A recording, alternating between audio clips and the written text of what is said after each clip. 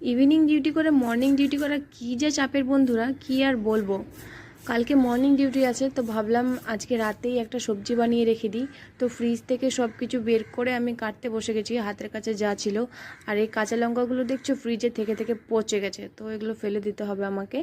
আর বাঁধাকপি, ফুলকপি, মটরশুঁটি, ধনেপাতা যা ছিল, আলু সব কিছু আমি কেটে নিয়েছি, আর বাকিগুলো আমি ফ্রিজে রেখে দিলাম।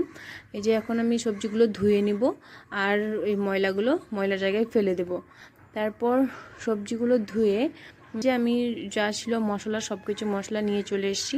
এখানে আদা রসুনের পেস্ট আছে, আর কয়েকটা শুকনো মশলা আছে। আর এই যে আমি সব কিছু সবজি নিয়েছি, আর এই তেলটা আমাকে বাড়ি থেকে আমার মা পাঠিয়েছে। তো এই যে আমার গ্যাস, আর আমি সবজিটা শেয়ার করতে চাইছিলাম, যাই হোক আমার ফোনে চার্জ ছিল না বলে আমি করতে পারিনি। তো আজকের ভিডিও এই পর্যন্ত। টাটা। আজকে অনেক ব্যস্ত ফ্রেন্ড, অনেক ব্যস্ত।